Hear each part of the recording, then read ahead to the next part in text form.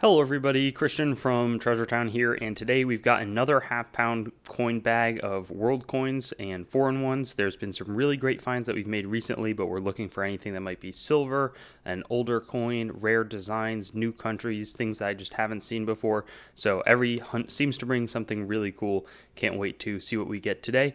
Let's hear a word from our sponsors and get into the search. Before we get into this grab bag, I want to thank MA Shops for sponsoring this video. Their online marketplace, mashops.com, has a great selection of ancient US and world coins, paper money, stamps, and more. They've got a really good reputation, easy to use site, and they work with trusted dealers, so it would be a mistake to not head on over there and be aware of this awesome source for coins. Hopefully you can find something for your collection there, and with that being said, thanks to them again for sponsoring it, and let's get into the grab bag. Alright, so we're going to start out here. It looks like we've got a Portuguese 5 escudo. These escudos, I want to say, I always forget the exchange rate. I think that it was something like either 200 escudos or 40 escudos would become €1 when they transitioned over in, say, 2001 or so. Those 5 dots on this ship, they were very much a ship focused nation, very naval heavy, and the 5 are for the 5 holy wounds that Jesus Christ sustained on the cross. After that, we've got a Juliana, the Netherlands. She was the queen starting in 1948 after her mother Wilhelmina passed on.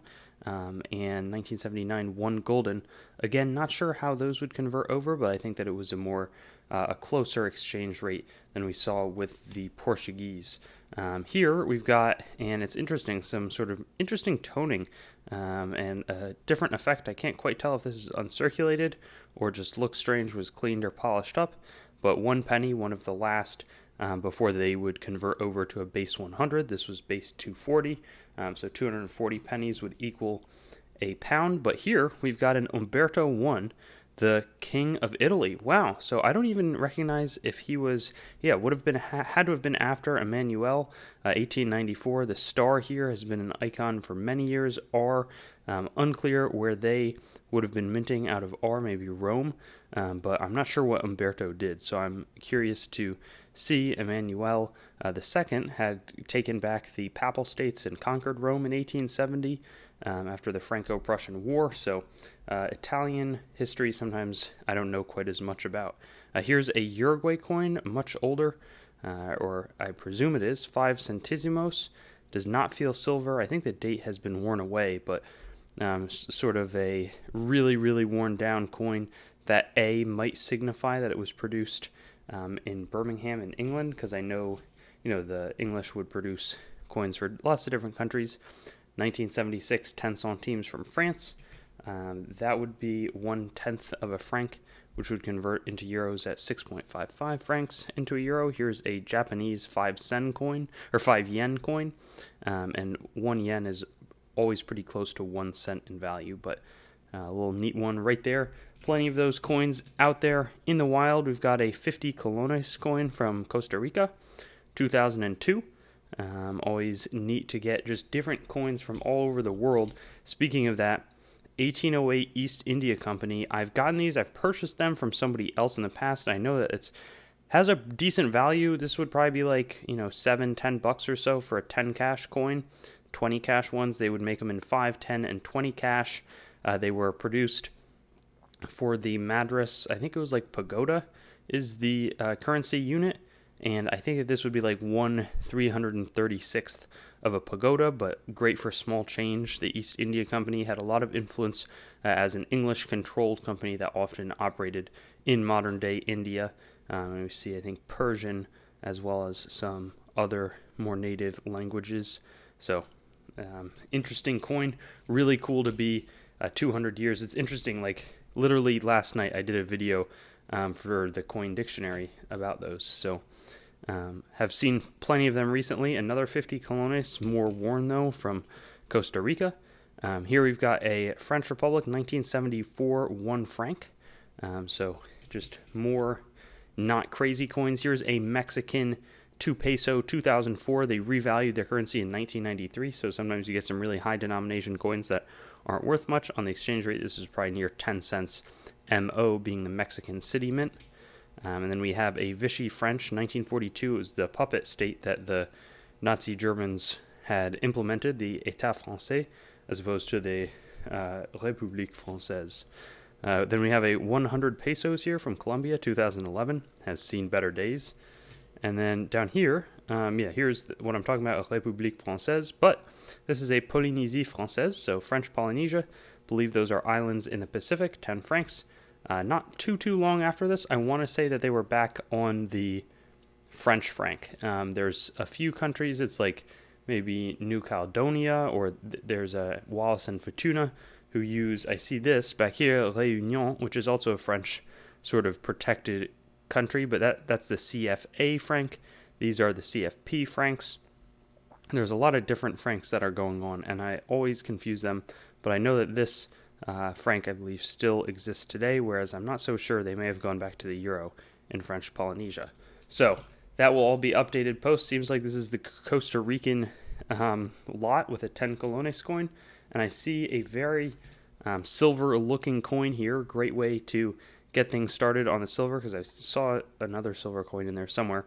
Swiss Helvetia, that's like their personification of the country, just like we have Lady Liberty. 2 francs, 1928, 83.5% silver. Nice coin, gonna have a little bit of numismatic value, probably not too much because of its condition, but I really like the old toning. It looks like it toned and then, sat somewhere for a long time or circulated, and that's what we've got as a result. Nice addition to our hunt today. That one looks Egyptian. I'm not totally sure what's going to be. Maybe 5 Kirsch or 5 Piastres, though it could be a different country, but I'm still working on my recognition. That looks like 13, maybe 47. I always forget which one the inverted 3 is. But we've got a no cash value coin. Let's see if we can figure out. Academy Video. Wow, so I have no idea. Maybe like a little gaming token or something.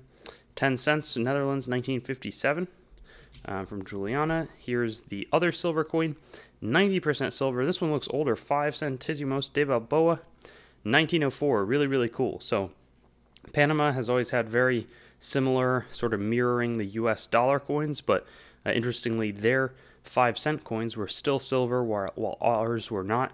We switched off of the silver half dime we started making at least clad nickels in 1866, and I think we phased out the half dime maybe in the early 70s. I think there's a little bit of overlap, but that's a great one, and I've got no idea how much it's worth. Certainly would rather have one of these compared to a 1904 V nickel.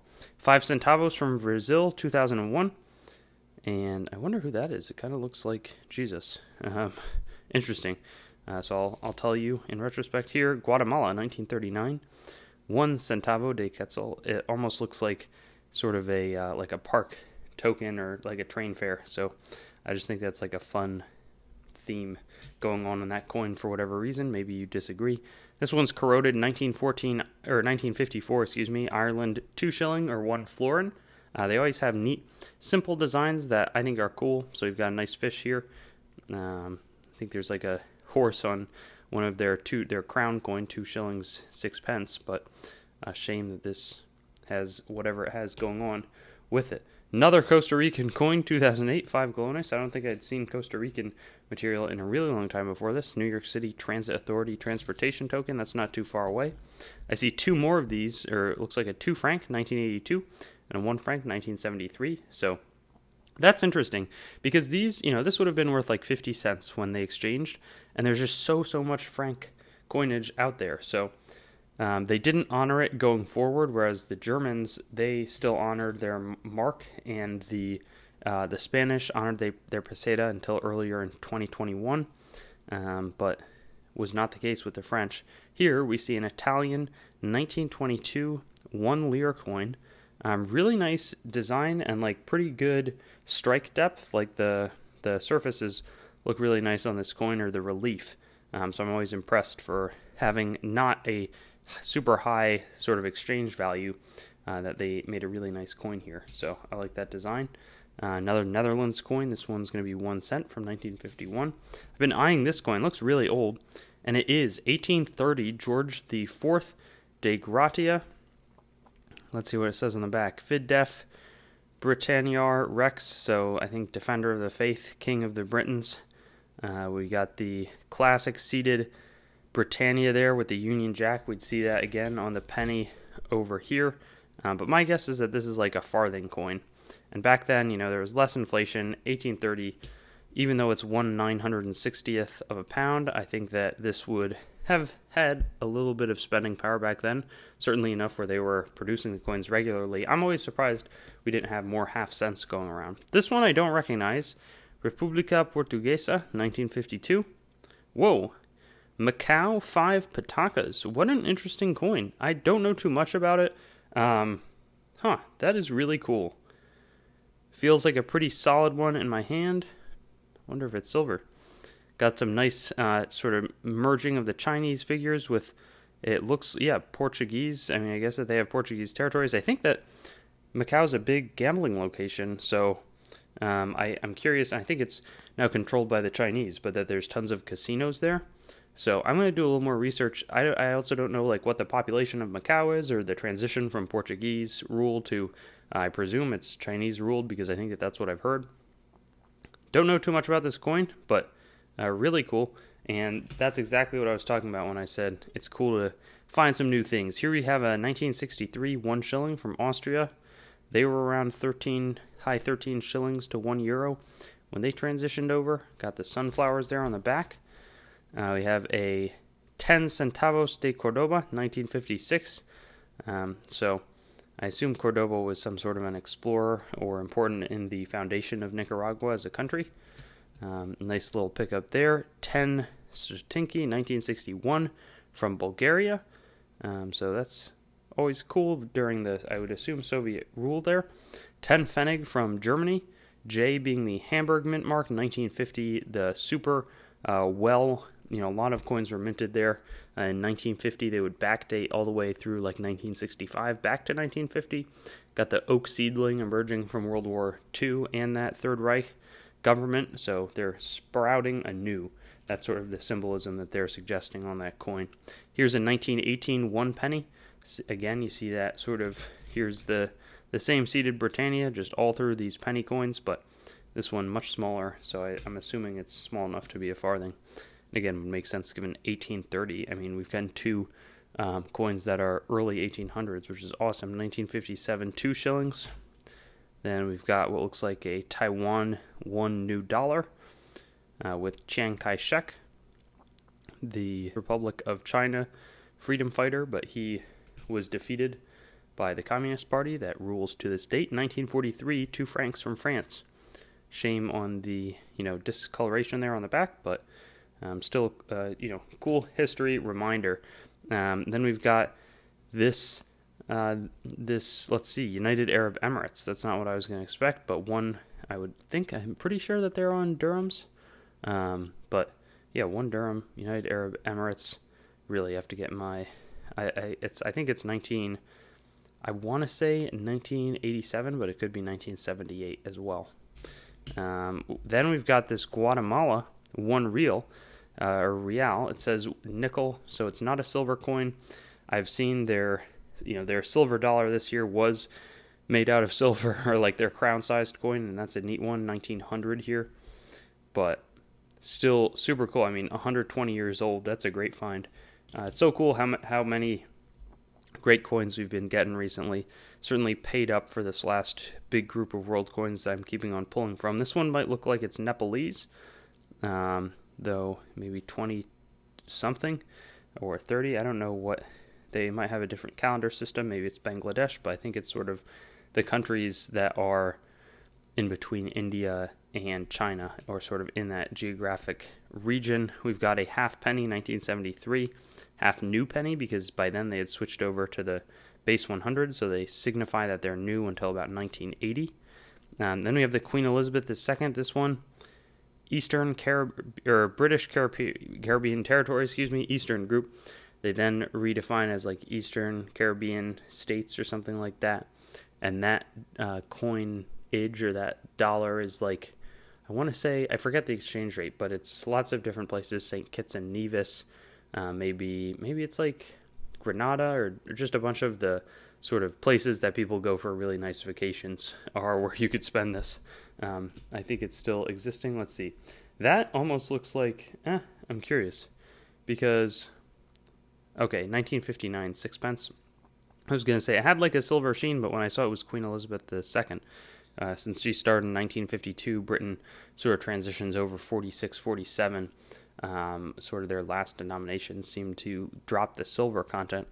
I was curious, but don't think that that's going to be super valuable. Let's see what we've got to wrap up here. We have a really nice looking 10 centavos from Portugal, but actually from Mozambique, 1960. And that is a nice coin, got some nice luster on it. So really fun to add that one. And then we're going to finish up here with the Norwegian Hakon the 7th, 1 ore, 1940. Love how they have that like little hammers or agricultural tools in between. That wraps us up for today. I think the big unknowns here are the Umberto coin, which I just thought was like some really cool silver, or not silver, excuse me, some really cool older stuff. Here's the Macau coin, which I still have to figure out.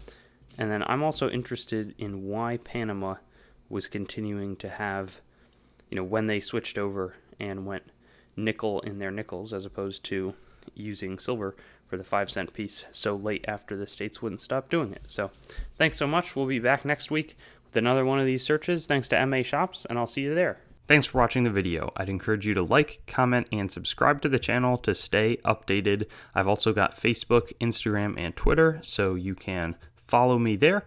TreasureTownYT.com is the main channel website. Definitely give that a visit. I've got a lot of information about me up there and the channel. CoinGrabBag.com as well currently redirects there, but it's some good opportunities for very fair grab bags, both made by me and other sellers. A lot of different options, so that's a good way to support. There's also TreasureTownCoins.com. In the future, my coin dealing operation will be done out of that website. CoinMeltPrice.com for updates on the melt prices of your coins, both US and world. A lot of resources in that website. And then CoinsMetalsCards.com being developed right now as a marketplace and news source for coins, metals, cards, and collectibles in general. So I'll see you on my future videos. Looking forward to seeing you there, and hope you have a good day.